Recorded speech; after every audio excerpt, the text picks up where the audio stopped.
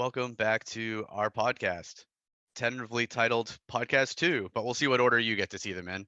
Today we have We Demand Parachutes. It's Ben, it's Seth, it's Kevin, good friends of ours. They've played multiple shows. We're pretty excited to have them here today. We're going to be discussing some of their some material they're working on, some stuff that they've been up to.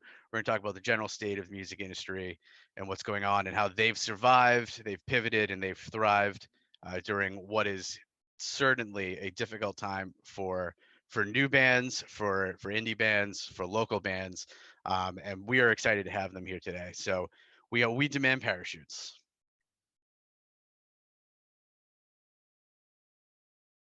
Hey, Seth woke up in a part of the city he doesn't know because he's crazy, and who the heck knows what's going on with him. So, it's just gonna be me in the shoe today, if that's cool with you guys. That's totally fine. What part of the city? We don't know. We just hung up on him. Should we be Hey. concerned? Do we send a search party? Nah, he'll figure it out. He knows the city pretty well. How does that happen during like coronavirus? Like now? Oh man, the less you know, the better. I'm gonna tell you that much. That's fair. So we've got Seth is lost in the city somewhere. We've got Ben coming to us from what looks like the trunk of Kevin's car. Yep, you got it. Are you driving a hearse right now? Like on your way to a funeral? I wish I was driving a hearse, but I'm just driving the Jeep. So the hearse would be pretty cool. That would be badass if that was your band vehicle. It would be. Instead of a We're band. a Jeep band. Yeah. That's a South Shore thing, I feel like. What, driving a hearse? No, driving a Jeep. Not everyone on the South Shore is just dead. But yeah, so thanks for being with us. We appreciate you joining us on the Yet to Be Named podcast. We're open to ideas. I think Sean called this one just episode 2. I think that was It works. Perfect. we don't even know what order they're going to come out in. So this might not be Like the second one. That's perfect. Episode 2. Maybe that's just the name of the whole series. This is episode 2, episode 4 with WeDemandParachutes. Yeah, we could do that. Sean, why don't you hardwire in your laptop? I don't know if you can hear me or not, but He doesn't look like he's freezing to me. Everything looks fine. It just keeps trying to catch up. I just see the panic in his eyes. Yeah, It was So all- I have better internet on the road. I know. That's what I'm fucking saying. Also, Your audio sounds pretty good too. Also, we've been on this call for half an hour, 40 minutes, and it was fine for all of it until this last second. Of course, that's how it works. Like I'm looking, the router is right there. Like I'm looking at it. It's because I made him the host. He couldn't handle the pressure. Zoom. So strange. Yep. So yeah, for the first one, we spoke with one of the kids we work with at a bunch of festivals, a friend of ours named Matt. It was pretty cool. He's a little bit out there, but it was good. We talked to him for like an hour and a half. I think eventually we're going to try and do like the band of the week, but we needed to figure out how everything worked and kind of get a flow for it first. And we also need to get all those bands to also like agree to do it. So we need to have other episodes. So we figured this was a pretty good starting point. Sure. Yeah, we already knew that you guys are entertaining since we've worked with you so much. So it was We a do our safe best. call. So we pretty much already did a podcast at the brewing company. We just weren't We thinking did. of it as such. That was fun. That was a good time. Yeah, this is like, less togetherness, but still pretty good. I got a bottle of tequila, so we can still, enjoy ourselves. That's one way to rock it at 4 Yeah, p.m. on a Saturday. That's what I say at 3 p.m. Crushing it. He'll be asleep before our show at 8 tonight. So even though we asked you all this stuff on the last interview we did with you, we're going to cover some of it again Cool. because people who watch this probably won't necessarily have seen that. So, like, how did you guys? I know a little bit about how you guys got started, but do you want to tell us like the story of how you guys came to be a band? Kind of like we grew up all playing music together and had known each other our whole lives, like all in different bands. Me and Ben have always been in the same band, and Seth was in different bands. Like he did hardcore bands, he did some ska bands, he did everything all over, and we were always playing with him. And then kind of, after like high school, early college, things just kind of went their ways. Everyone went their separate ways. I ended up in the military of all things, and kind of just on a deployment looking for a creative outlet and just like thinking about life. Started making some like ideas, like very rudimentary because I didn't have a guitar, like a studio or anything. I'm just out there in Africa. Started sending ideas to these guys, and they were the first ones that I thought of to just send stuff to. And immediately, like it just took off from there. Like they were both like, "We're getting together when you get back, and we're gonna work on this." That's basically how it happened. And at the time, did Ben have that mustache? It did not. Oh, No, it but was pre mustache. Okay. it was pre-mustache, but now it's not like a fidget spinner, so it's not going anywhere. So what did you think, Ben, of one of your friends randomly sending you shit when he was like in Africa? Were you like, fuck Yeah. off, dude? Like, leave me alone? No, I mean, We sent you to Africa on purpose. Get out of here. Kevin and I grew up together. I mean, we played music, and from when we were like 6 years old together. So I wasn't surprised to get something from him. Because we've been playing music our whole lives. But it just kind of felt like, we had taken that time off, like from really playing together and kind of figured out our own shit. And so it felt like a really good time to get back into the swing of things and, really bring it to the next level. Now, are you guys from the same hometown? Like, is that how you started playing together as kids? Yeah, we grew up in Cumberland, Maine. And Seth actually grew up a couple of towns over in Cape Elizabeth. And yeah, we just grew up together, played music together, and that's what we did every day. One of the many, many bands to come out of Cumberland, Maine. Oh, yeah. That's true. Yeah. The deep prestige well there. Do you guys are? I don't know that I've particularly picked up on any, but you spent a bunch of time in Africa. Is there any thoughts of like music taking some influence from kind of the African style of music and like bringing it to the U.S.? Yeah, that's a great question. I hate to say I didn't ever play any music when I was over there. I didn't really have the opportunity, but there were some like very influential times. Like one time, I think me and a couple dudes were just like bored, and we're like, let's go out in the town and see what we can get into. And we ended up at a wedding, and like we just rolled in, and we were just hanging out in the back, and it was crazy. This dude drove a Mercedes Benz like right in the like. It was just like this open kind of space, like room. It wasn't even like, it was, dirt floors and everything. And this dude, like, it was a total, like, no holds barred, like 200 people wedding. People are all doing the ululations and freaking out. And like, everybody's dressed to the nines except for us. And we ended up like, there was a band there. We ended up like dancing. We were like people just were cool with the fact that we were there, just totally tuned up and like ready to have a good time. It was wild. That's awesome. Did So you cool. think at the time when you were over there and you were writing songs and sending them to Ben, did you have any idea at the time that like it was going to be a real thing, or were you just passing the time when you had downtime over there?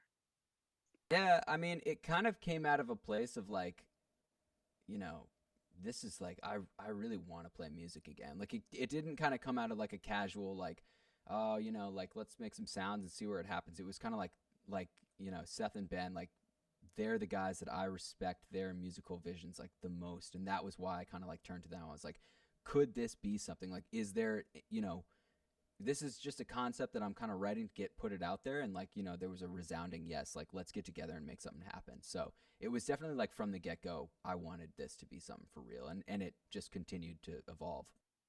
I kind of similarly grew up playing with the same group of friends who I still play with today. We're not like an active band or anything, but we still jam. And we had, when we were in the 6th grade, I think, our band name was the Cybermen, because those were the bad guys on Doctor Who that looked like trash cans. So that was what we came up with for our name at the time. Yes. Did you guys have any good like childhood band names or anything like that? So many. Ben, Oh, yeah. if I forget any, let me know. But we were originally Aftershock. Yep. I mean, we started playing young too. Like Ben and I started jamming. I was playing the drums and he was playing the keyboards. back in 5th grade, I think, and like Oh yeah. we did like the talent show at the school, and people like Coffee went house. off. Yeah, Oh exactly. yeah. Like started super young. We did Aftershock. We had the project. We were faster for a while. I might be forgetting some. There's a bunch. Petty Cash Liars was one. I like that one actually. You might have to that drop one. WDP. These are just all future album titles, right? That's right. Exactly. Faster, like that is the name of a song. Like it doesn't exist yet, but you guys have to I'm asking. There's a personal request from a fan for you to turn that into a song. Yeah. One actually. We Sounds can do that. good. And you need to make it go faster and faster the whole time, like Green Right. Day, because they couldn't follow a click track, so they would just speed up consistently throughout all their songs. Or Nirvana used to do that too, I think. By the end of the song, I hope you can't even tell what the lyrics are because you're singing so fast. That's just Ben's barely able to keep up. He's just throwing stuff away at that point. Yep. Perfect. When you got back to the States, did you guys have any fully put together stuff, or was it just still like in the project kind of stage? It was total like I think the first ideas, like I didn't have anything, so like they were on musical typing in Logic. So like I was basically like pressing A and D to do like a first and a third, like pressing A and G to do like a first and a fifth, like super rudimentary. But like you can do sound design like that. Like you can get pretty far. You can get at least a concept across.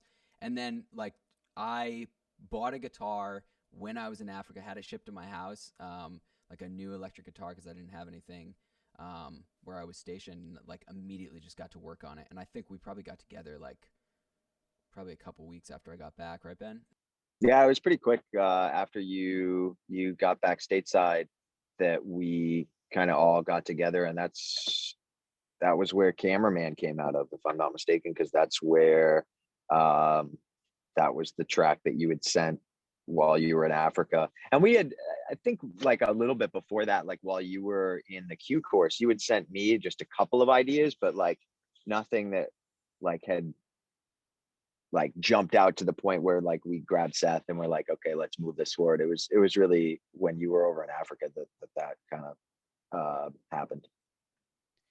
Yeah, but when he was sending you all of this stuff, did it feel like, like, okay, like, all right, I could see this could become a thing, or was it like, did it take until that moment when you guys kind of rejoined? Before that, did it just feel like, all right, this is a project, we've known each other forever, like we're building something, who knows what it'll be? Like, at what point did it feel like, oh, we should all come together and this should be like a thing that we try to pursue?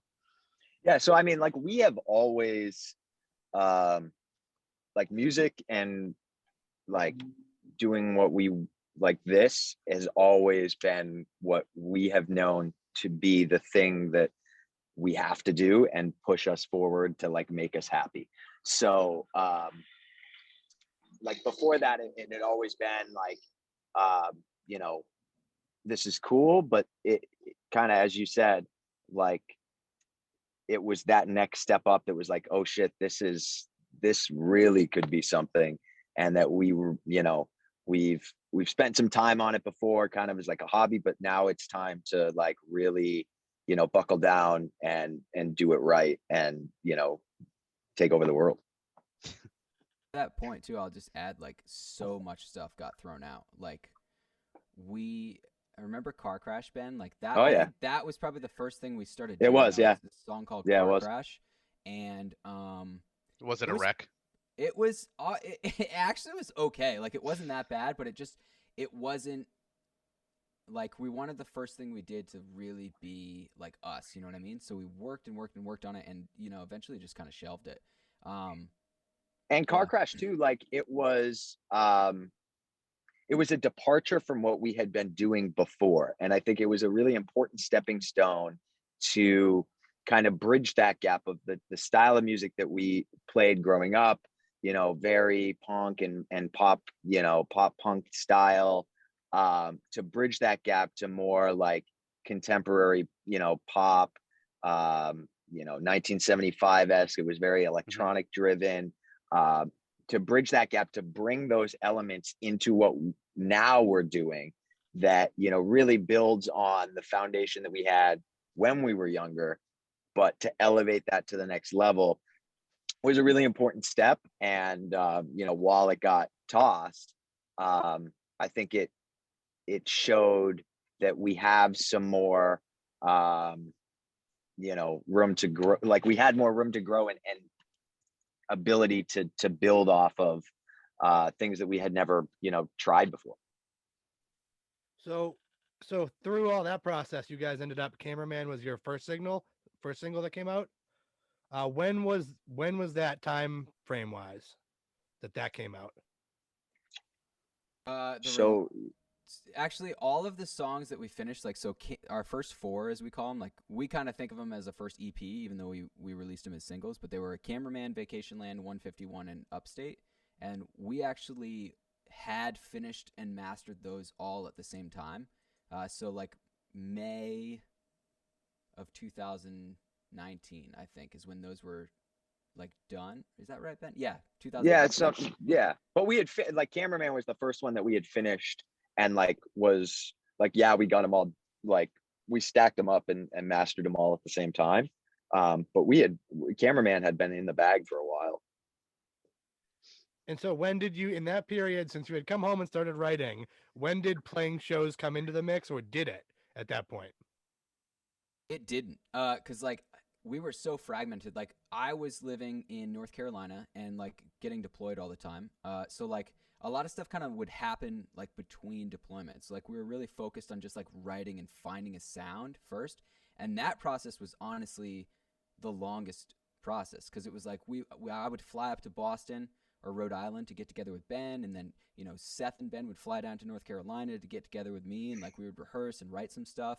And just keep like these like ideas going and pushing them forward until like eventually we kind of had those four songs and really like hammered them all out. Actually, after my next deployment, we did like a studio week at my house and we wrote 151 like that week and recorded it in a day and a half. And Upstate didn't exist at the time. We had Vacationland and Cameraman were kind of like those two songs that we were like working on over weeks and months. And then 151, I had the idea right before they got there, finished the idea with them, tracked the drums, tracked the whole song. That took like a day and a half. And then we were basically like going to mix those three songs. Those were going to be our three songs and like have that be good.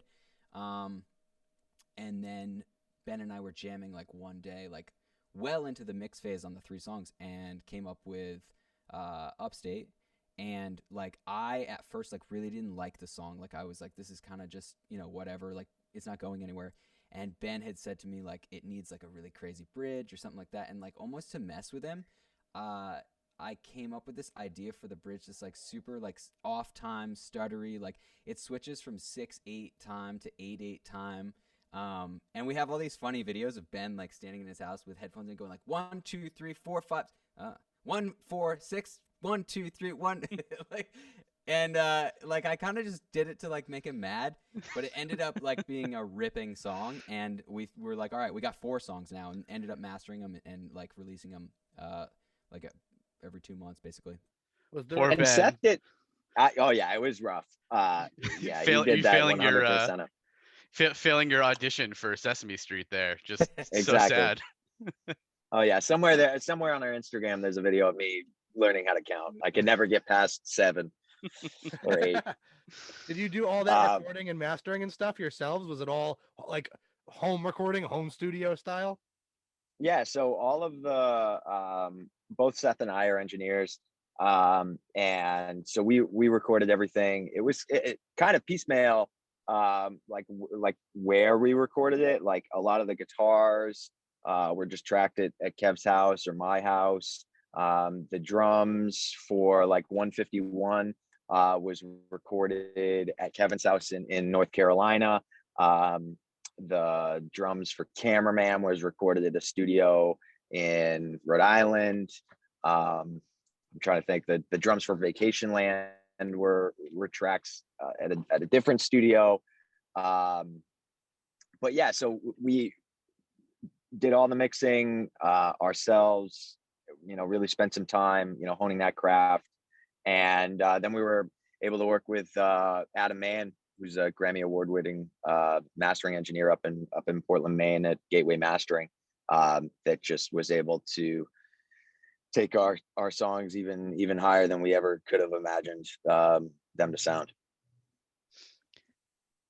So then you guys, you got some stuff in the bag. You got some stuff to work with. I know you guys played one show, I think, in like December or January, I believe in Rhode Island, right? Was that like the only live show before Corona hit, or were there a couple others in there as well? I think there were actually 3 total. We played that one in Rhode Island. We played another really fun one at where I'm getting my MBA at Northeastern. Mhm. And it was like in there, they have like a little club there called After Hours. We played with Jason Ebbs, actually, who you guys know. Awesome. Yeah, so that was a fun show. And we played like an acoustic set somewhere in Rhode Island that I can't remember, but like we had a ton of other shows and stuff planned. And then it went to heck, it was just like, damn.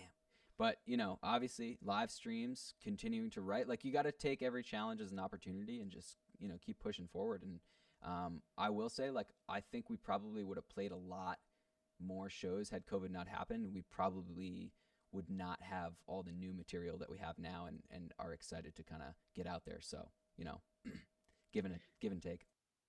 Yeah, I mean that's one of the reasons we brought you on here is not just because we like you guys, you think you're great, but like as a perfect example of kind of pivoting. I think we both believe at least that you guys kind of exemplify that where, okay, well we can't play this tour or whatever we had planned, so we're going to write material. But a lot of people are doing that.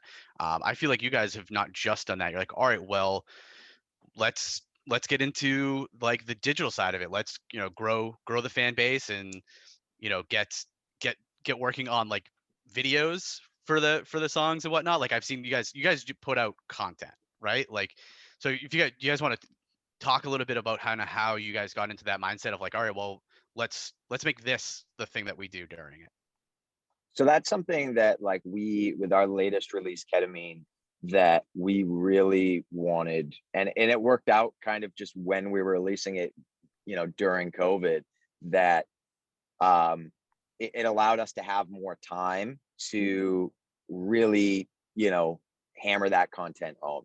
We did a music video, a live video, an acoustic video, behind the, mix behind the mix, behind the scenes, kind of, across the goal really was, if you had just found We Demand Parachutes and you had never heard any of the other 4 tracks and you didn't know who we were, how do we bring you along to show you who we are and bring you along for our journey and, get you into that feeling with us?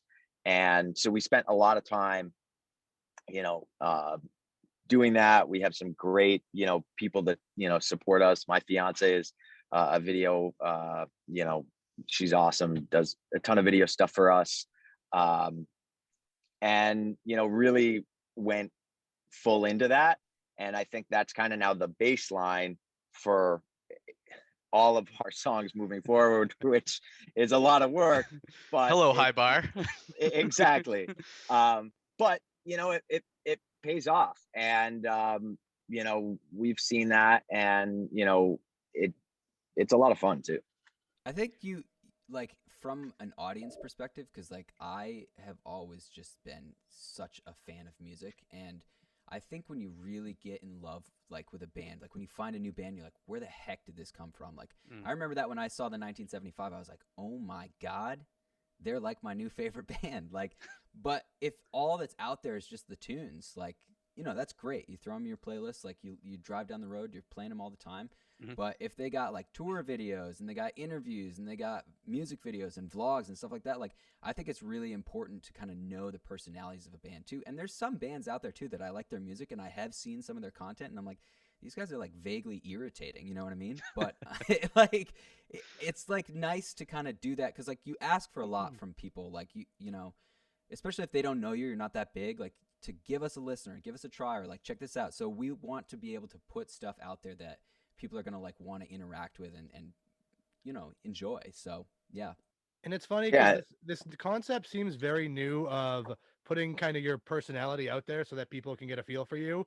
But at the same time, when I think back, I remember as a kid, like buying a Sum 41 album, and they put a DVD of them on tour, like getting wasted and like telling jokes and fucking around. Like that was a way different method of doing it. But I feel like you guys found a good way to kind of bridge that gap of like, we are a band, but we're still offering you this sort of almost like vlogish or modern day kind of in-person content that a lot of people haven't quite caught on to. A lot of people are still caught between the two, where I feel like you guys bridge that chasm pretty well during the coronavirus. And Kev said, a good thing too. Like, we do ask a lot of people as a smaller band. So having something that somebody can kind of be brought along to that journey for and feel like, okay, I like these guys. I want to get invested in them and I want to see them do well and grow is a hell of a lot better than just, oh yeah, I heard this song and it's good, but you have no idea, are the guys assholes? Are they funny? Who knows? It's so much better to be able to bring the audience along with, even if we were assholes, maybe now they're watching to, see what the next thing, whatever we do, but give them, something to feel like they're part of the family almost.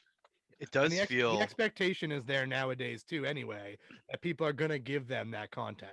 So you guys were right at the right timing of we're going to give them this content anyway, right as people were shifting to that model. Like sports people now are doing Instagram lives and Instagram videos about their home life and their families and stuff. Right. Everyone's adapting to sort of that model of let you into my life a little bit. Right. Yeah, it definitely feels like it's like a supplement for what you would normally get from like community building at a show, right? Because like, I'm sure you guys would be the first to agree that like if you play a live show in front of people, like what you put up on stage matters just as much as what you do after, right? Like especially as a local group, a group that's just being introduced to people, like if you're one of those bands that's like hanging out taking shots with the fans after, that's very different than the like, cool, we're gonna pack up our gear and leave, like thank you for our set, right? Like so that's it almost feels like 100%.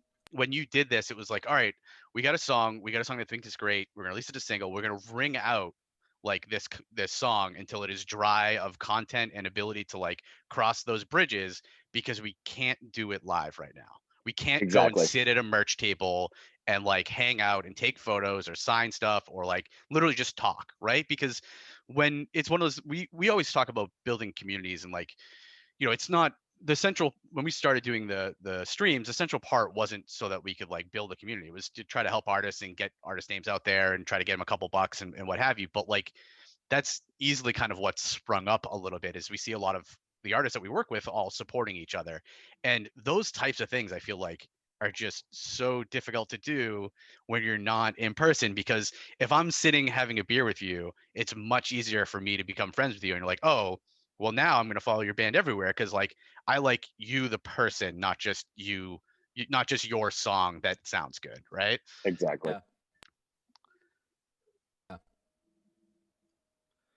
Yeah, it's interesting. When So you guys started playing together when you were 6. When did each of you start playing instruments? I guess not your respective instrument in WDP, but instruments in general. Yeah, so I grew up, my mom always like made me play piano as a kid. So I did that for years and years and years. But actually my mom's the best. Like I remember driving down the road, I was maybe like, she had bought me like one of those little tyke drum sets when I was like 3 years old. And I bashed on that. I bashed on pots and pans. I give her a lot of credit because the noise levels in that house. But I was like 6 years old, and I remember driving in my dad's truck going down the road, and there was a drum set at a yard sale, and this was like a full size, like Neil Peart style, like 28 toms drum set that somebody was selling for like $300, like in the 90s. And I was like, I have to have this, like 6 years old, and my parents got it for me, but they were like, Wow. you're gonna learn how to play it and do it right. And very blessed, they got it for me, and I played that drum set until I was able to like buy my own when I was like in high school. but yeah, no, I like Kev played that drum set when I was playing piano, like in our first music thing. Like I played keyboards and he played the drums. And yeah, and then he switched to guitar at some point, and I'm sure he has more to say on that. Yeah, like very similar story. Like we had a family friend that had a drum set, and like as soon as I saw it, I was like, this is what I'm gonna be doing. And like anytime like we went over to their house, like I was just gonna be banging on the drum set. So my parents got me a drum set when I was pretty young. And then I went over to jam with Ben like for the first time. We didn't like each other at the time. So this was like 5th grade, and we didn't like each other at the time. And my dad had talked to his mom at something at the school, and they were both like, my son is just crazy into like music, and no, my son is. And they were like, well, let's put them together or whatever. And I remember I went over to Ben's house, and I knew it was legit like from the get-go, because he had literally taken over this whole room in his house. He had like speakers set up, like basically like audio speakers, like from an old Those big ass stereo. bookshelf, yeah, the stereo speakers that are like 4 feet high with like 15-inch woofers. I had like all those wired around the house. Big hitters. Oh yeah, like taller than you at the time. Insane. Exactly. Anytime I'd see those at a yard sale, I'd pick them up. Oh yeah, it was crazy. And we since then have never like gone small. We always go. We always have an excessive amount of stuff. We always have an excessive amount of gear. We're always like doing everything like way more than it needs to be done. But that that's kind of us. Like like even for our live show, we could just show up and play, but we have a light show that goes is synced to our tracks, and we always feel like it goes back to bringing people along for the ride. If you're going to ask people to come out to the show and support you, give them a fucking show and do everything that you possibly can to make it worth their while, and hang out with them, be there, and give them a great show at the end of the day. Yeah, it does feel like you guys have like and it is kind of, but it does feel like you have like a team. Like it doesn't feel like it's just the three of you. When we look at the content, and obviously Mike and I've watched a lot, if not all, of the background content, which is kind of the making ofs and whatnot. So we do know that there is a team, but it shows, right? Like talk a little bit, like it's not just you three. You have like it's not a full company behind you, but it might as well be, right? So we're super lucky. Kevin's family, Kevin's dad is a videographer. He's always been kind of our number one supporter and pushing us in even directions that we don't want to go sometimes. And he's always been there. His sister is a fantastic graphic designer, and really is behind all of the artwork and graphic content that we put out, in terms of like album artwork. And then my fiance, she's a videographer too, and is kind of responsible for a lot of the the live videos. She's had she directed and edited the last music video, the last couple music videos. So we're really lucky to have people that support us and are willing to not only support us, but take their time to help build out the foundation to make us ideally huge. And so we're really lucky in that regard, and it does take a team, and we do have a big team behind us that really helps push us to be great. So hopefully when shows come back, does Seth have like a second cousin who wants to do merch? Seth's got a Seth whole has- thing going on. I will say, I'll give Seth has his girls, and when he gets his girls going, they we ever need some votes or anything like that, or some Backing TikToks. vocals. Like I don't know about that, but He's a parade brigade, right? It's just got this whole this harem following him around that just it's Seth, so like I've seen what Seth looks like. I can't blame him, right? Like That's right. I mean, Ben and I are both very fortunate to be in some longer term relationships, have very supportive women in our lives. Seth's got like 10 supportive women in his life. So just as long as they don't find out about each other, we're good. He's tall enough for it. He can handle it. We won't have him watch this. Talking about Seth, that brings us to a good note. What is the most annoying thing you guys find about like spending so much time together as you do as a band? Obviously during Corona, it's a little bit more separated, but playing shows and stuff, do you guys have any pet peeves of each other? It's a good question. I'll let you go first, Kev. Ooh. Sadly, honestly, we're like codependent. Like when Seth and Ben left last weekend, we were working on music. I was like watching them out the window as they like drove towards the airport. Like we're just like, we rip on each other all the time we're together. Like, but we just like, we're so copacetic with how we think and our process, and it's awesome. Oh yeah, I mean, like we'll get in disagreements about stupid shit, and it'll get heated, and like we'll go to 10, and you want to go, and then like 10 minutes later, it's we're all good. Like there was this time when like we had gone down to North Carolina when we were recording 151. It was our big, like a couple of weeks that we were down there, and Seth had come, and I had asked him to like prep a couple of things, and he had forgot or something, or I can't remember exactly what it was, and so I gotten a little irritated, and then we were recording something, and he had set the click track, but he didn't want to set it to like this sound, but I wanted a different sound, and like I just like, he said something and it really pissed me off, so and he's just a big fucking guy, and I'm like a toothpick, right? I'm like paper. I'm made out of paper mache. Like I stand up behind the kid. I'm like, you want to go? And like he's like yelling at me, and then he grabs his bag. I'm leaving.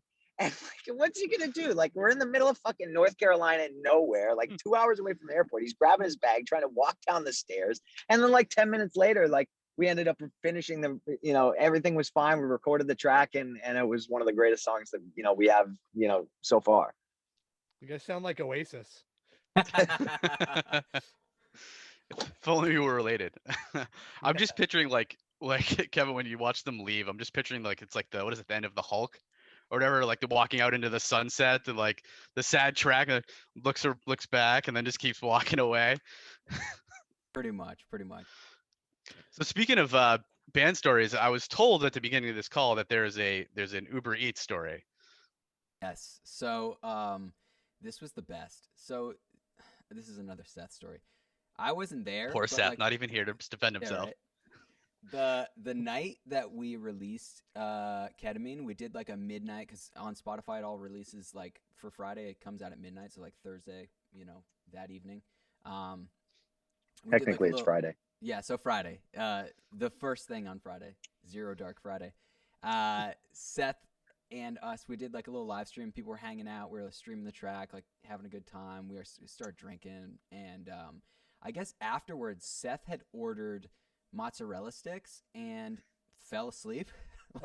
He was just tuned up, ordered some mozz sticks, got them delivered, and he woke up the next day, and he had like 3 texts from the guy. It was like pictures, like, I have called you 5 times. Here's your order. It's by your door. I sent a picture of it. I can't reach you. And Seth like sent back like, thanks, man. Cause this is like 12 hours later, like passed out. Thanks, man. Check this track.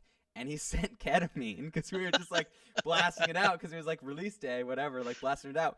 And the guy came back like 2 hours later, like with a video. He was like in his car delivering for Uber Eats, and he was like blaring Ketamine. He was like, yeah, I love this. Like, it was awesome. That's amazing. What a great tip. Go ahead, Sean. That's so we've done, this would be the second one, a podcast that we've recorded anyways, and that is 2 for 2 on sleeping stories. On the last podcast, our guest had a sleeping story where he was streaming on Twitch, and he fell asleep, passed out on Twitch, and he was like, for hours there are people just like trying to wake him up, and he said he looked at like his numbers after, and his numbers were higher when he was asleep than when he was actually awake. That's and he hilarious. thinks that people were waiting for him to like die on camera or something, because he was just like, probably, it was like they're like watching the breath. So I can't wait until the next one we do. We'll have to coax a sleeping story out of every single one of these we do. Oh, heck yeah. That can be the uniting theme for us. So that does remind me, at the top of this, we were supposed to ask you a question. Totally slipped our mind. But what we've decided to do is basically we have a question from the last person who was on. So he had no idea who was coming on. He doesn't know you guys. So we just asked him to ask you a question. So Cool. he wanted to know, what is a suitable amount of Bud Lights to drink before meeting your significant other's parents for the first time? And you're both good people to ask since you're in committed relationships. Well, for me, it'd be none because I don't drink. I'm a Diet Coke man, but I'll drink 20 Diet Coke before that. Yeah, for me, it's also none because if you're drinking Bud Light, you should just kill yourself. But if we're talking beer, like how much beer, I think you should probably keep it below 3. If you're like my size, you keep it below 3. If you're a bigger dude, maybe below 4. But I mean, I'm a cocaine man myself, so it's, you know. Just get keyed up and meet someone's parents. I'm sure that'll go swimmingly. oh yeah. It will surprise you that Mike has not been introduced to someone's parents recently. So actually, you know, funny story about that. So there was this time when I was in college, and it was my graduation, and I was a little bit turned up in a lot of ways. We drank some 151 to tie it in here. We drank some grain alcohol, a lot of stuff going on, and my future ex-girlfriend, I guess, and her mother were walking behind me in line to go to graduation, and I was good friends with this girl at the time. And I was so fucked up that she refused to introduce her parents to me. And then we dated and lived together like 3 years later. And I told her parents, and they were like, "That was you?" Like, we remember someone stumbling and just fucking like spewing nonsense in front of us. And I was like, "Oh, yeah, that was 100% me." So represent UMass 2014. Let's go. No shame.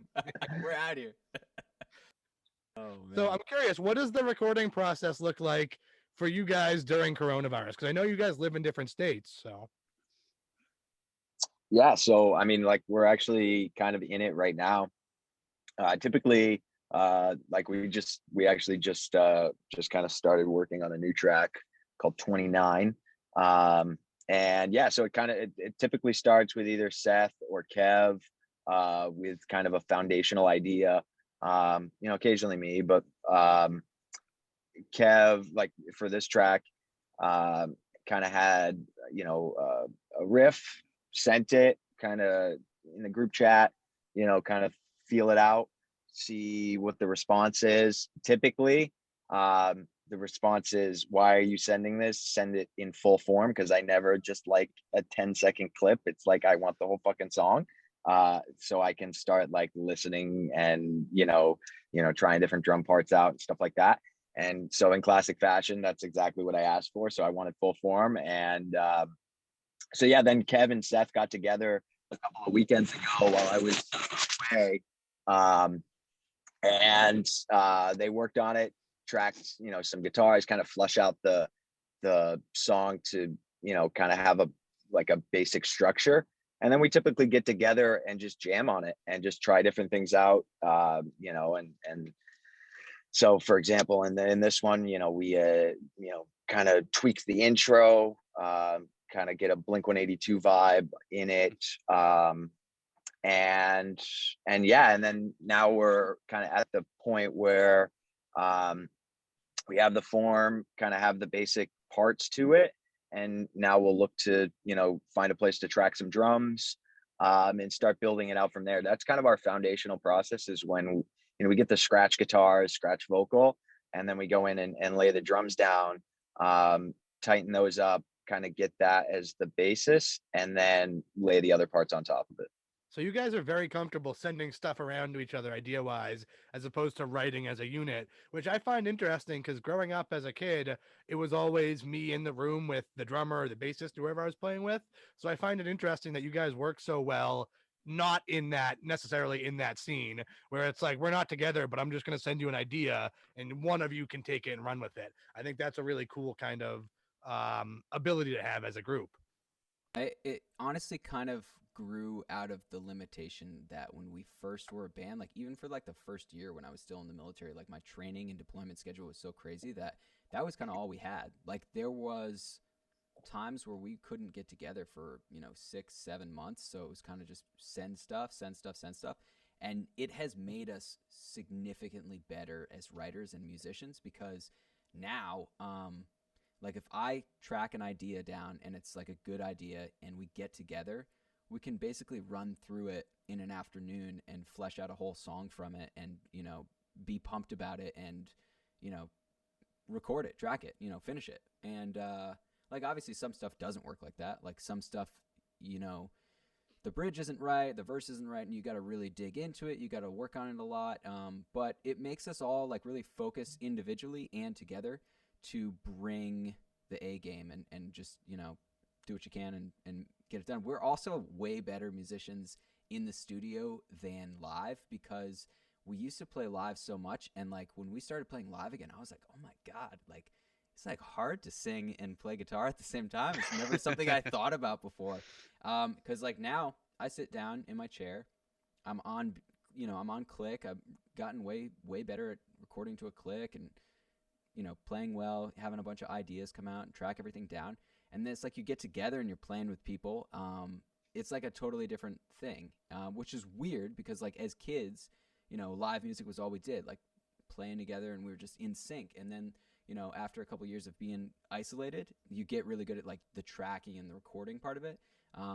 It's almost more effort for us to get together and like rehearse and, be like a unit, but we've gotten better at it now. But it was kind of like for a second, it was like, oh wow, this is new. So It almost sounds like a different art form to an extent, a little bit, of you working on songs from an outside perspective, as opposed to being in a room and bashing them all out together, kind of. Yeah. And I think now too that we have that ability to do both, it's been super beneficial. Because like I think Vacationland and Cameraman, before the final version, I don't think we ever, all three of us, played them together. Ben, you could correct me if I'm wrong about this. You and I jammed on Cameraman a lot. You and I. Yeah. Vacationland, Seth recorded the guitars to that. Like the verse and the chorus came later. So like when we were jamming on it, it was just to figure out the chorus. But like we never played through that as a band before it was like in its final form. But then like 151, for example, was one of those ones that was half finished, and we got together and all played it, and like it was done in like 2 days. Like it just cranked out because we were able to like work through it together. So now it's like we bring everything, we start an idea and we bring it to a point where it's able to share, and then we get together and we work on it, and then we wrap it up. It's like, it's a process. It rocks. And so like when that process starts and it's just an idea, is the idea typically like a riff or something electronic that's interesting to you guys, or is it more often like something lyrical or like a feeling you're trying to go for? Like how does the process typically start on the song, as far as like, okay, here's a thing that I think is an egg that needs to be hatched into a song? And so that's a really good distinction between like Kev's style and Seth's style, which is where the majority of our songs kind of spark from. Kev is always, riff, or verse, part Like a of the hook, chorus, hook, basis, and Seth is more like and guitar, built around guitar.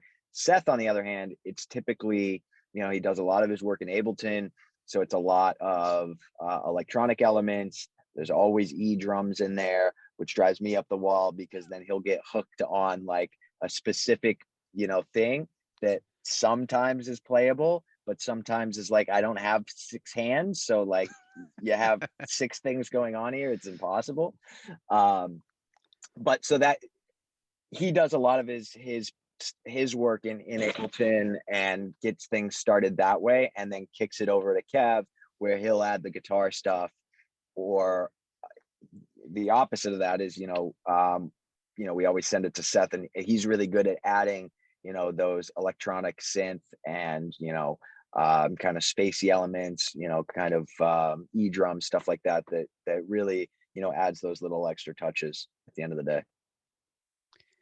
I recently just watched The Fifth Element again, and that reminds me of like there's a part in The Fifth Element where they have an opera singer who comes and sings a beautiful song. But they looked into it, and it's basically impossible to sing. They've had a couple like you're the best of the best as far as opera is concerned, and they get like close after practicing it for like years, practicing like the one song for years, because when they did it for the movie, they just layered it on top of Right. each other, right? So it's like I totally that was when you said that, I was like, oh yeah, it's yeah, what, you can't just play with 6 arms? What's wrong with you? Like, Multi-pass. yeah. You I just love got to that movie. multi-pass the drums, Ben. Come on. Basically. So with that in mind, I love that movie. oh, it's just, even it was low quality because it was like off of VHS or something, because I was watching it streaming, but it was clearly from like when it was first released, and even in the poor quality, it still stands up. So for 29, where are we now on that? Is it more of, okay, well, like we're just laying down some tracks, or are you guys like, okay, well, I've got this idea for kind of how I want like this story to go, or what's, is it sad? Is it happy? Give us some info. I'm gonna say we have a ton of new material, so this is probably the one that's the least developed. It's kind of the newest, but it's like really fast. It's like 190. It's a super fast song, and it right now has pretty much all the guitars and scratch vocals, and we are looking for a good time and place to record drums. And then once we do that, like it's gonna be off to the races, because we've been like, we got together the other week and like we just kept playing through it. It's a fun song. It's a really fun song to play. So without giving too much away, it's a heater for sure. Have you So guys thought as far ahead as, are you looking for full album release for this next one? Are you going to try and put together like a full LP's worth of music? So I think, right now, kind of just from a business perspective, my feeling has always been, and this goes back to what we were talking about with content, is, and our audience, it's hard enough to ask somebody to commit to 3 minutes, let alone somebody to commit to, an EP of 16, 18 minutes, or an LP of, 35 minutes. And when you do that, the goal is to get in front of as many people as possible. And so when you do an EP or an LP, I kind of feel like right now you're restricting your ability to do that. And when you go with the single model, you can, the content gets out to the people. You still get the songs out there, but you can capitalize on making and building a story around each individual song. And I think that's something that's still really valuable for us. So I think, I know Kev has wanted to kind of, explore the EP route. But I really, kind of giving an inside look in some internal band discussions, I've always kind of felt that, sticking with releasing singles but being consistent about it and building that content around each one to have a story to bring the audience along is kind of what is that driving force. That's super interesting to me, because the way music has been released has changed dramatically over the last 20, 30 years or whatever, but the model necessarily of releasing it hasn't changed a ton from a band side. A lot of bands, at least up until fairly recently, were still releasing, single LP, single or two LP. They were releasing it digitally, so is Spotify, so you're not consuming it. Rarely do I consume an album from start to finish, except for with very exceptional albums. But I think that's an interesting model. It's very modern, and I think it adapts to the way music is released nowadays. So I think that's a pretty cool way to look at it. Yeah, and especially going on, like, trying to get our songs on different, both algorithmic and editorial playlists on Spotify, Apple Music. For example, when you do an album, you can only submit one. If you have 10 songs on that record, you can only submit one of those to Spotify for, potentially editorial placement. But when you do a single, you have more. Each one of those can go to them. So, you have way more opportunity to get a song in front of somebody that's going to fall in love with it versus with an album. Very cool. All I'm hearing is that you guys are trying to kill albums. Well, Done. actually, I mean, it definitely has been a discussion in the band for a long time. I like to think of it as like phases. Like being in a band is almost in a sense, and trying to blow up is almost in a sense of like overthrowing a government, where like phase one, you're kind of just feeling it out. Who's out there? Who's not okay with what's going on right now? How do you, go about, like, you're basically building that network. And that's kind of the phase we still feel like we're in. And then when we get to a point, and probably after like a tour, where we feel like people are going to need to consume at a greater amount than just single by single every, month and a half, we will make the transition. But we kind of feel like right now we've been on this really great ramp of kind of building that support. So we want to keep that trajectory going. For sure. It seems like it's working for you. I mean, since the first show we've done with you to where you are now, follower wise, content wise, everything kind of wise about your band seemed like a lot more put together and professional, and making a lot bigger of an impact, just generally speaking. So thank you very much. Appreciate that. Thank you. I remember we just love music so much. So there have been so many band conversations of just about this exact thing. But I remember oh man, it wasn't even a year ago. We were trying to figure out, on Spotify, if you have less than 1,000 streams on a song, it's got that little caret that says Yep. less than 1,000. And Yep. I think we either had 1 or 2 songs out, and we were like, man, we need to get to 1,000 streams so we can get beyond that. We could have a number, not just be less than 1,000. just a carrot. Yep. Right, and we now have hit 100,000 streams, so it's it's insane. You know what I mean? Nice. 5 songs, 100,000 streams. Actually, we'll That's announce wild. this now too. We are doing our XM radio premiere in March, so we just got added to. It's called Goldie's Garage, and it's on the Stevens Underground Rock Show. So we are going to be on satellite radio. So, onward and upward. So Awesome. Congrats. appreciate it, That's guys. sweet. Making Thank the you so jump. much. That's literally upward, right? Because satellite radio. Yeah, we're Exactly. into the stratosphere. Dad joke Sean Kelly over there. I love Got it. I just love got to it. keep it rolling. Love it. That's it's funny you talk about content and whatnot. I love. I've probably watched it 12 times. The Thanksgiving skit. It's short. It's It's a 20 good one. seconds or something, Yeah. but it's great. Thank you.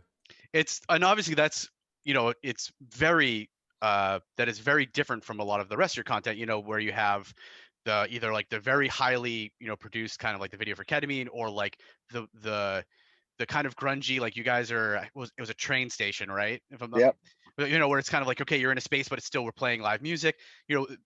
While we see some comedy come through here or there on the behind the scenes stuff, that was strictly a, hey, watch our video while we be funny. Are we going to see more of that, and where did that come from? It was just kind of were you guys just sitting around, you're hey, it'd be great? That is totally shout out to my dad. I had kind of an idea to do, and definitely you are going to see more of that. You are going to see more of the funny stuff. As a culture, that's just kind of where we're headed too. It's people want that fast, immediate, serotonin hit from a funny little video. So appreciate that for sure. But my dad was let's do some type of content thing, or some fun video. And I came up with the idea to just have, what it is, basically me trying to be me, and everybody else is trying to do Thanksgiving. And it ended up coming out really well, and it was really fun. So yeah, single shot. Yeah, definitely. It came out at the right time too. There was I feel like Thanksgiving was pretty, dark overall this year. So that hit Yes. I think we all watched that and got a laugh out of it, and we're yeah, there's the right time for it. Heck yeah, that's exactly what it was too. Because we weren't together. Ben was. Were you in Mexico? I don't even know where Ben was. Where was I at Thanksgiving? No, I was away, but I wasn't. I was still in the States. I don't know where I was though. That's Seth... funny, because Seth has no idea where he is now. Exactly. Exactly. He was home, and we were just separate, and it was let's just do some fun thing, and yeah, it came out good. So Has how it long were made you it in Mexico? to Go ahead, Sean. I'm sorry. has it made it to TikTok yet? Because I feel like it's right in that, like that's if you haven't yet, that has to be it has to make the TikTok. I just created a TikTok the other day because I was like, oh my god, everybody's doing this, and I've thrown a couple things on there. That was the first thing I threw on there, and it's on there. Yeah. People keep telling us, but what they don't realize is that like Sean and I aren't the creators, we're the behind the scenes guys. So we're like, we can create a TikTok, but I'm not that fucking funny. So I don't know what the TikTok is going to be about. Right? Yeah. But so you guys played what 3 shows as We Demand Parachutes? Were any of them really rough?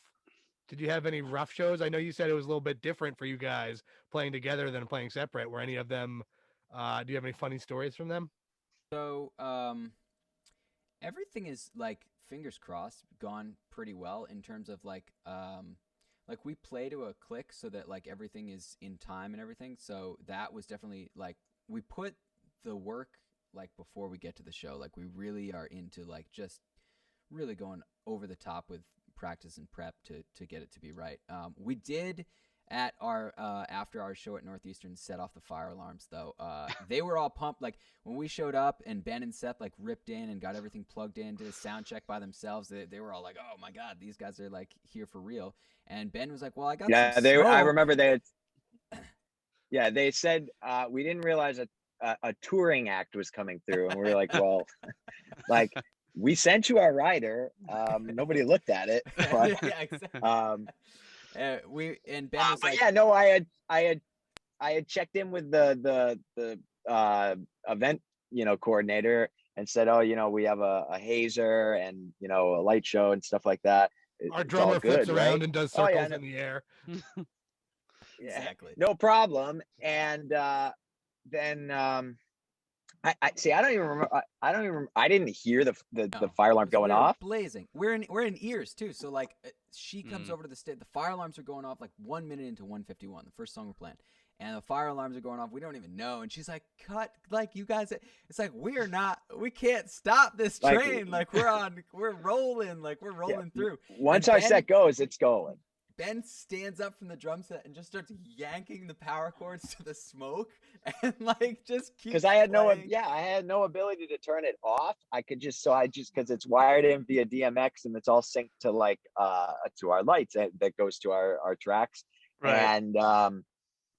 And yeah, so I just had to yank the power cord, but I was able because I have my little station behind the kit where everything's set, and was able to yank it, and they were able to turn the alarm off before before the end of the first song. So it was It good. worked out. Yeah, it worked out, but it was yeah. I love that you sent Northeastern a rider. They were probably like, what the fuck am I supposed to do with this rider? Totally did. We sent them input lists. We sent them everything. I advance definitely the know smoke the machine? guys. I definitely know some of the guys that work there, and I'm sure they were not prepared for all of that. Yeah, No, we sent them a stage plot. What is everything. this? Yeah, Like stage plot. This isn't a stage. you're in a corner of an auditorium. What's going on here? pretty much. That's how we roll up, Yeah, rolling hot. That's the way to do it. And like at one point too, like I think the sound, like not to pick on anyone, but the sound guy didn't exactly know the system too. That basically got. Yeah, they didn't know they had subwoofers there, and we had to have them pull the subwoofers out from the closet. So Ben and I were basically doing sound check while Seth ran sound. Like literally, that was our sound check. Like Seth is in the back. Yeah, I like that hustle right there. Gotta make it happen. But yeah, no, actually, that goes to back to the team. We've been very lucky in the last couple of months to we have a John Coe. I probably butchered his last name, but it's John Coe, right? Yeah. Kev? Okay, I'm just making sure. And we have a great team. We know some of their names. But he's been doing sound for us, and he's a phenomenal engineer. He's worked with, he was out with what, Sway Lee, right, Kev? Yep. He did. Yeah, and he was on tour. Shalou too, or. Yep. He was also with Ray Strummer, and he played with some big acts, and he knows his stuff. He went to Berkeley with Seth. That's how they know each other. So, yeah, he's a great dude. Great dude. That's Yeah, awesome. and he's really, you know, been instrumental to recently to just streamline the process to allow us to be able to focus on, even for the live stream shows that we've done in the last couple of months. There's a lot of moving parts, and especially with the live stream shows before, you'd show up, you'd get everything set up, and you play. Now, we got to worry about, camera angles and, encoding and getting it up, and nothing ever goes smoothly with streaming. So, having somebody on the team that kind of focuses on the sound aspect as much as we're confident in our own abilities, just having that other person to take some of that responsibility off of our shoulders has been really instrumental. So lyrically, I know that obviously it sounds like you guys can all handle yourselves in terms of setting up and sound and basically getting the instruments together and coming up with ideas. Where do the lyrics come from? Does one of you do it? Is it a collaborative thing? Are they real life experiences or just, stories? Yeah, it's mostly me for the lyrics. And like I'll ask the guys to weigh in on if something makes sense or is to, like they're my editors for sure. And I think like it's kind of a 50-50 blend of like real life experiences and kind of, storytelling to a degree. Yeah, you blend a lot of, whether it's a story that Seth tells you or I tell you, and shit's happened in my life or his life or even your life, that gives a lot of basis for, where that story can go, and kind of build off, little things in our lives. So I've never done ketamine, but I've heard that shit's wild. Yeah, same, it's like I need to know, true or not, has someone ever destroyed one of your gaming systems by throwing it down your steps? No, luckily, though that one was destroyed in that shot. That was Rip. yeah. But luckily it was already broken before it got destroyed again. Well, that's good to hear that it was already broken, because it broke. There was something in here that broke when I saw it fall down those stairs. I know that was like most of the comments too on the 151 video were like, bro, she does that to your Xbox and you're gonna go back. I think that was the first thing of yours when we first got in touch with you, or Yep. you got in touch with us, that Sean and I watched on a Zoom meeting. We were like, all right, these guys, I think you messaged us. Like, these fucking guys messaged us. We don't know who they are. We'll give them a listen, whatever. And we were both like on mute, like watching that video at the same time. And like, Sean was just like, and at the end of it, we're both like, yeah, we're going to fucking have to get them to play a show. That's awesome. That's awesome. Love that. Like, I feel that video deep in my soul, like everything about it. True. For that minus against the destroyed system, like the party aspect, the like when you have a whole bunch of people just like sitting in the room, just kind of like chilling while there's a bigger party happening around them, like that is a picture perfect of like the college experience. Yeah. I mean, a lot of that just gets born out of like DIY. It's like, what are we gonna do for videos? Like, what can we do, but make it cool? You know what I mean? Like, we're not out here like we got $2,000 to drop on a video budget and have this production company do it. It's like, no, we got our friends and our camera and let's go shoot a video. So yeah. It's wild to me that people used to spend like $250K on a music video shoot. That's like what it would cost. It's crazy. It's crazy. Yeah. I And recently, it also, $250K, we'd spend it though. You know what I mean? Like, oh yeah. But I we'd could be spend like $250K Blink-182. tonight, but But we'd be like that Blink-182 rock show where we're just like throwing money out the window and like crashing breaking cars, shit. yeah. That's great. Yep. Just running love around it. naked. I feel like that could be in your future at some point. Yeah, that video is so good where they're just like, hey, the studio gave us this amount of money, we need to spend it, so we decided to just give it away and film that, right? Like, Exactly. it's so good. I recently just watched a documentary on a band called The Matches out of California, and their whole thing was like that DIY community building, like we're all kind of in this, to the point where like they were like, we want to do they were talking to their label rep. This is, decades ago. And they're like, we want to do a second video for the second song. And they're like, yeah, but we gave you all the money for the first one. And they're like, yeah, but we were going to spread it out. And you told us to use it all in the first one. We still want to do a second one. They're like, sorry, no more money. So they just DIY'd it, right? They just they were on tour and they filmed themselves on tour. And it's hilarious because like they pull aside out of it to say like, oh, also like the first video got 100,000 hits and the second video got 1,000,000 hits. Right. So it's Awesome. like, Yeah, it's not necessarily the money that makes it. Like their Exactly. hustle is what reminds me of you guys so much, is that like, that's what they do all the time. Right. Where it's like, do it DIY the whole time. And that's where this whole podcast idea actually came from. Was Sean and I spend, every week we speak with at least one or two bands that we're planning to work with in some capacity. And a lot of our conversations are conversations like these, which I think is of interest to a lot of people, both musicians and non-musicians. And we were basically having all these conversations and the content was there. We weren't filming it or we weren't taking any grasp of it. So that was where the idea came from, of like, hey, let's start kind of making these conversations a little more intentional and recording them and seeing if people are interested in hearing what people have to say. And from just the conversations I've had with my own group of people that have seen like the first one we did and stuff, the reception is already seems like it's great. People are dying for knowledge that they don't have, like an understanding that they can't get. Some people are never going to be the lead singer of a band. Some people are never going to get to be the producer of a major music festival. Some people are never going to get to work with famous people. So to them, all this stuff is super interesting and it's out of their grasp.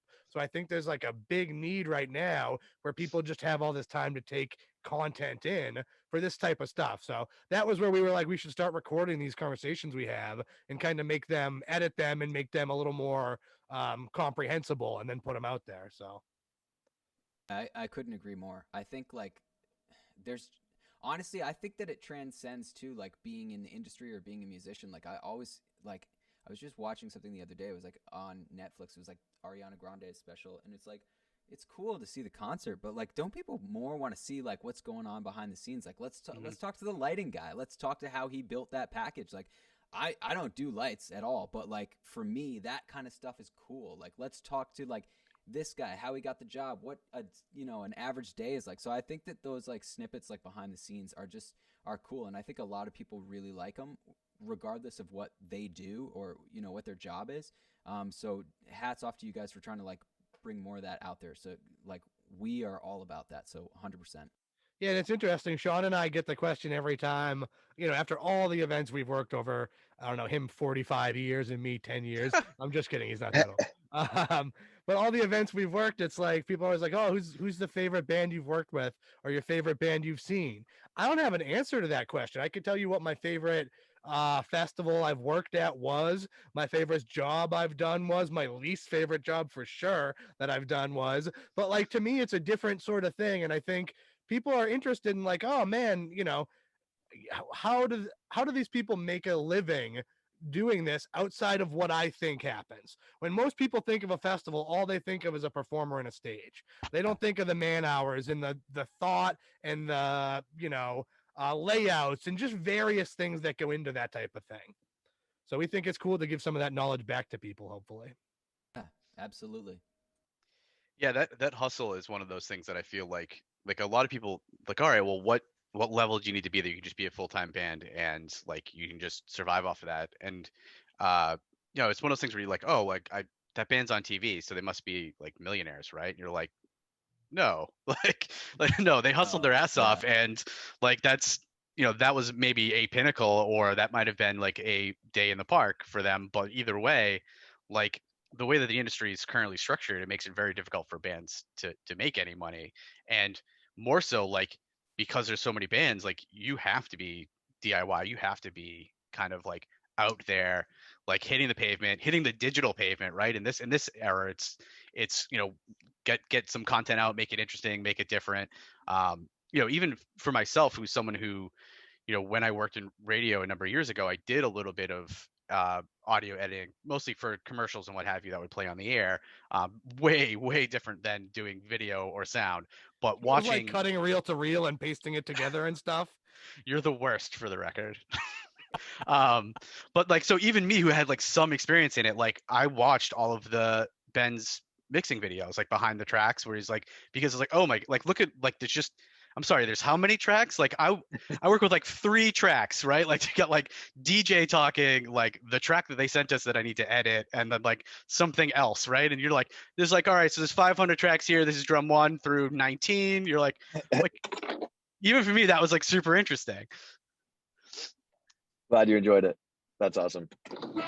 That to Ben the other day. I was like, hey, I just applied to this new subreddit that's like how we made it or whatever. I'm like, I want to put your mix video on there because I feel like it deserves more than 49 views. 'Cause I think it's a cool video. You know what I mean?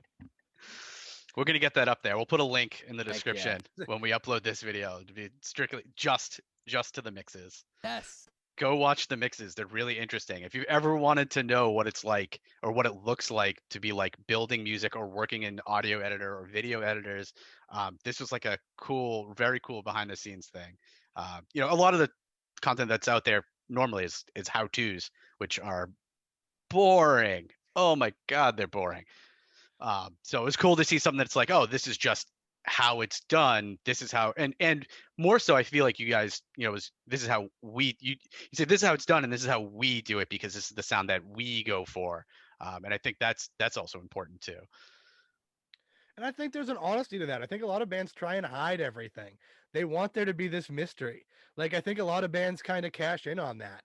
Like, you know, I don't know. We've spoken with various artists who they can only play instruments when they're not singing or whatever. So it's like, all right, I don't know. I think that a little bit they kind of the CD gives them an aspect of mystery that they can hide behind where they don't have to show everything.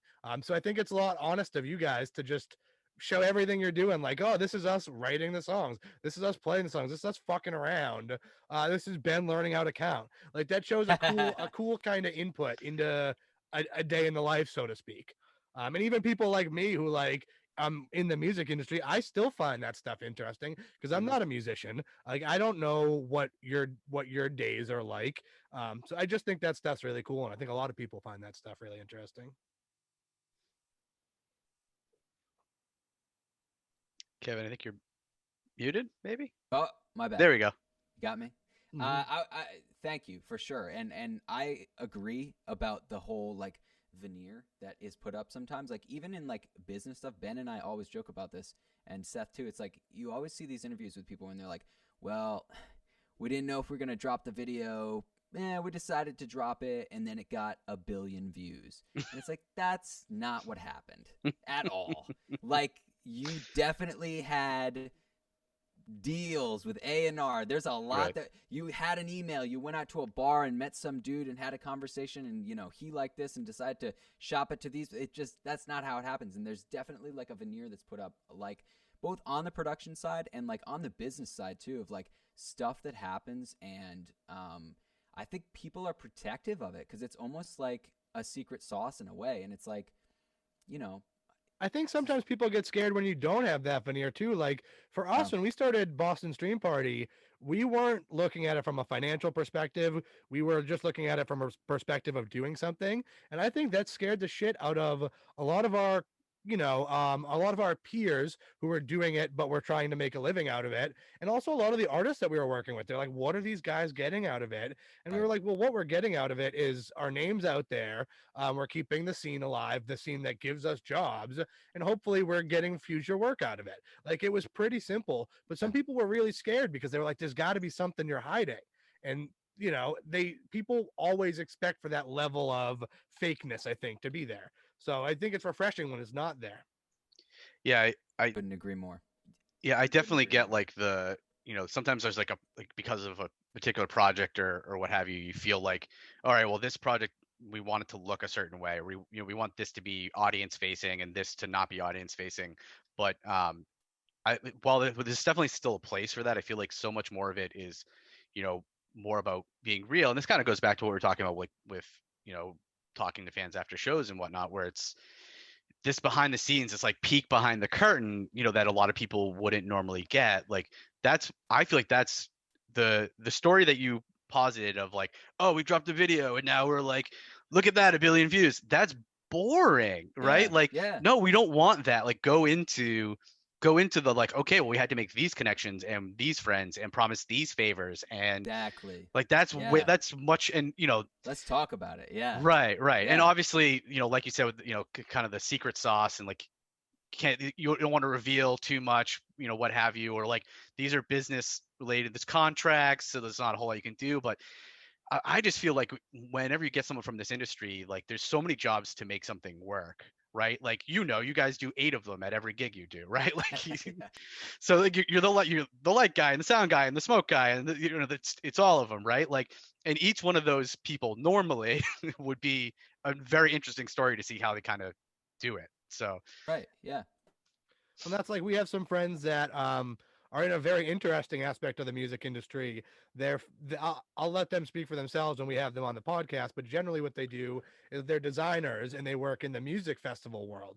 So they design things like dressing rooms or artist areas or the artist stage layout or the artist costume layout. And it's such an interesting thing to me because, like, obviously I'm not into fashion or design of any kind, but I think it's so interesting that these people set out in a path with what they wanted to do, and they made it a reality. Like, I don't know that that was a job until they made it a job. There was people that were taking on that Right. work, but they set forth and made a whole career for themselves. And I think that's such an inspiring story to, like, young people and just to people who might feel like, oh, I might not be the best singer in the world, so there's no way I could be in the industry I want. I always wanted to be Jimi Hendrix growing up, like 100%. I was going to be a lead guitarist, and that was it. And now, as an almost 30-year-old, I'm perfectly happy with my career working on the back end of music events. So it's not where I expected to be, and I think just kind of opening up people's minds to that is very interesting. Yeah. And I think too, like, more people are interested than like the culture would give credit to. You know what I mean? It's like I would watch a whole 2-hour special on how they designed the platform for a EDM festival. Like, I totally would. I love that stuff. Right. I would like to watch. I just recently watched this documentary about just what you're talking about. Getting the contacts, like putting a festival together and trying to get those first big bands, and like all that stuff is interesting. And it also, I feel like there's so many negative things going on with culture these days that this could be a really positive thing. It's just to give more insight into like all the various things that go into putting on a big show or putting on a big performance. Like, that's important. There's actually a cool. Go ahead. Ben. I was just gonna say there's a cool Netflix series. I think it's called 5 Days Out. That touches on, like, they did the Westminster Dog Show. They did like a big e-game conference. Like a NASA like the SpaceX shuttle rocket launch, where they go 5 days out from this big event and show different aspects of it. And that stuff, it's always a blast to really get in to see what is required. I mean, even just like from me being out on tour with different artists and stuff like that, seeing when you go to a show, you don't realize that the artist showed up there at 8 a.m.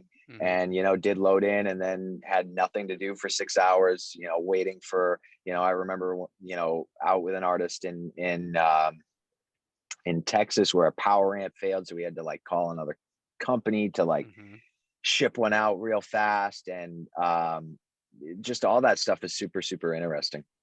I mean, even like the Fire Festival documentary on Netflix, yeah, huge. Like, that was, so they made a documentary about a festival that didn't happen because it was so shitty. Like, they made a documentary about the shittiest festival in the world, and the documentary did amazing.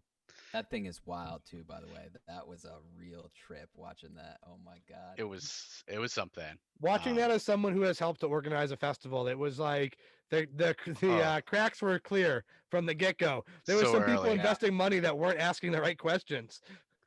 It was kind of panic-inducing watching that a little bit, because there were moments. Yeah. There's so many moments, especially like if you work in the music industry at all, or if you work in festivals at all, there's just so many moments during that where you're like, okay, this is a do or die moment here, and it's so far out. It's months, or even their first meeting was something like 11 months out or something, was like their first meeting for Fire. And like at that meeting, I was like, nope. I've booked bands a year out for shows. Like it's not even a year out. Like that is our like that their first point where they were like, okay, so we're gonna do this in 11 months. I was like, they're fucked. Like it was like right then and there. That being said, Ja Rule, if you want to invest in something, you get this Boston music podcast going. We'll come up with a more clever name, and you can be our first investor. And it won't fail. Yeah, no, we got this one. We'll make this happen. Speaking of which, shout out to Manscaped too. They sponsor every podcast, so I'm pretty sure if we say their name enough, they'll get in touch with us. So Manscaped. now you're just giving free promo out. I love your products, Manscaped. Get in touch. Get in touch. Yeah, Kevin. I'm definitely gonna need to get the name of the documentary you watched as well. Yeah, I'll send it over. Yeah. Which does bring us to another question that I like to say we like to ask each other. You're only our second one, but 2 for 2. After we just spent all that time talking about like people in the industry and interesting jobs or whatever, do you guys have anybody that you think would make a great fit for our podcasts? And that could be individual or a job type or like, character type that we could interview, because we know a lot of people that we could probably pull someone aside from. We like to put you on the spot, but if you come up with something later, that's fine too. I mean, my initial thing is to talk to John Coe, because like, Yeah, that's what I was just gonna say too. literally, he has had a crazy year from coming off of some big international tours, like, really big artists. He was jamming with Post Malone, like between, load out and load in. So he would be a great one, and I'm sure he'd be down.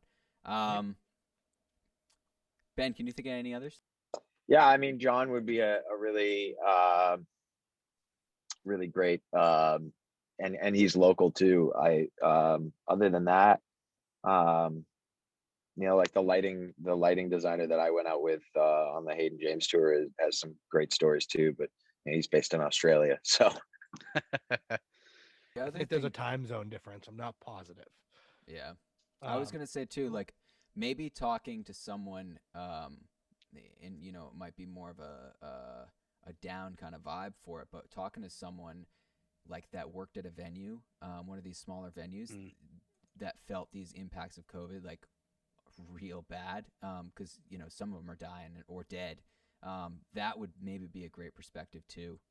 Yeah, that's a good one. This isn't just like a funny podcast necessarily. We can talk like it is, but we can. It's definitely not a funny podcast. I was saying we can talk about serious stuff too. So like I'm into that idea of having someone come on to talk about the effects of it, as opposed to us just talking about how cool We Demand Parachutes is. I heard that there's this great guy named Seth that would be fun to talk to. Yeah, if you can find him, you should get him out. You should do an exclusive and hear the story of I was just going to say, would you be offended if we had just a Seth exclusive podcast? Go for it. It'll be a mini pod. It'll only be like 7 minutes long. It'll be at the end of this one, just cuts to, all right, we found Seth. Let's interview him. Yeah, bonus footage exclusive.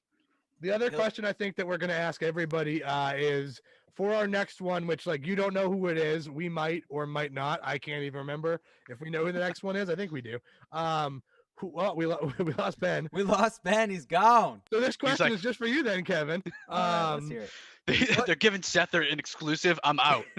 That's actually scary. Like maybe someone got Seth and they now got Ben and they're coming. I know he's just in the middle of nowhere. Whittling, I'm like a little worried for you guys. Whittling down the band one by one. Uh-oh.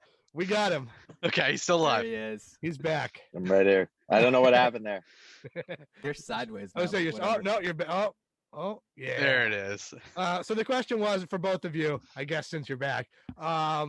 What should we ask the next band? Like the Bud Light question we asked you was from the last guy. What do you have? We'll write it down. What do you have for us to ask? And it might be a band, it might not be a band, but whoever our next guest is, what is one question you would like to ask our next guest? And we'll tell them knowing nothing about them. Yeah. I'll let you take it, Kev.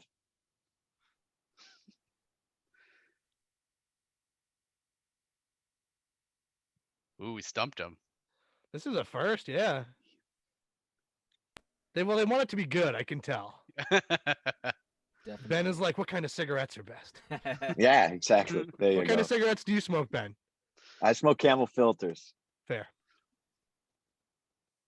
I would say give him a choice question. So let's do like, do you have to go without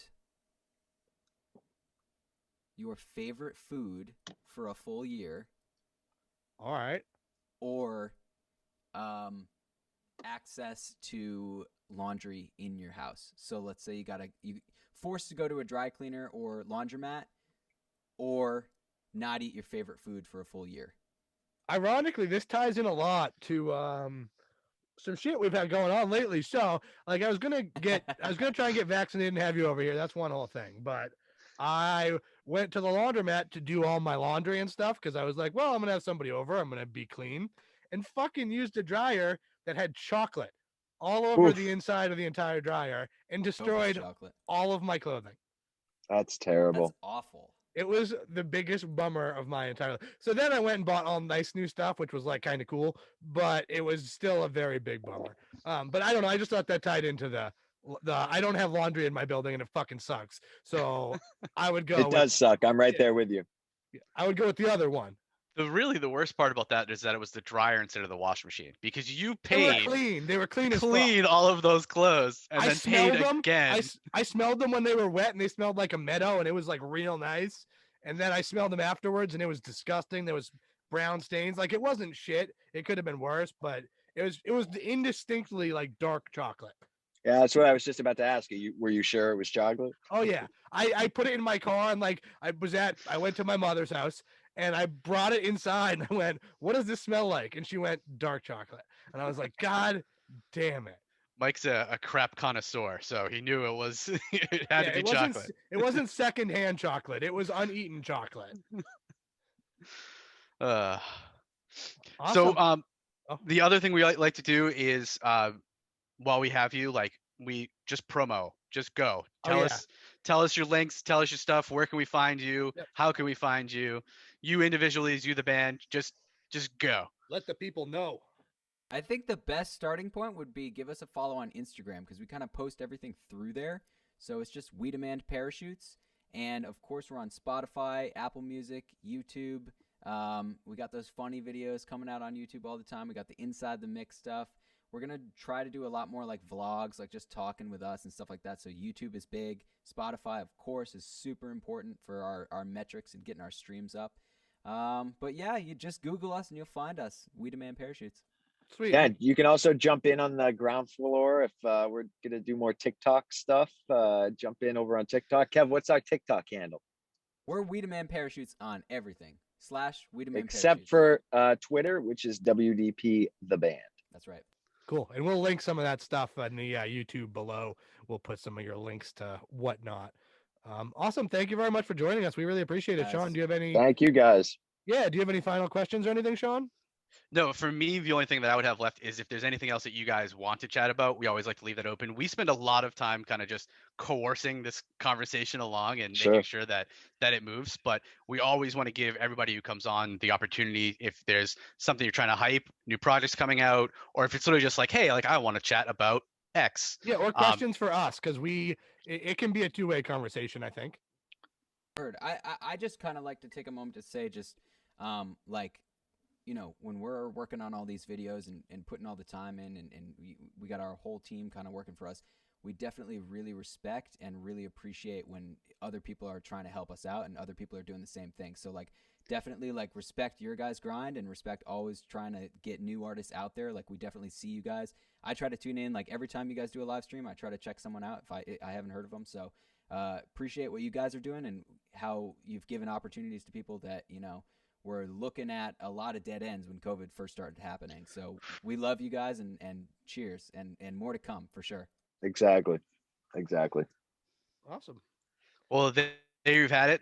We Demand Parachute, 2/3 of We Demand Parachute. We're going to go try to hunt down Seth. We're a little worried. We'll try to find him. If we can get him for you, we will. If not, then, oh my God, I hope you guys can find Seth.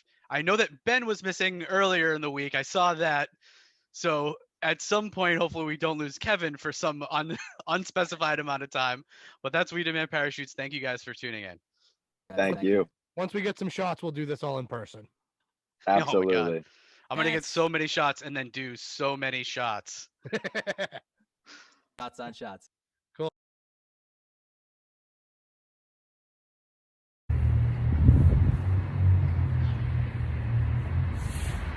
Where the fuck am I?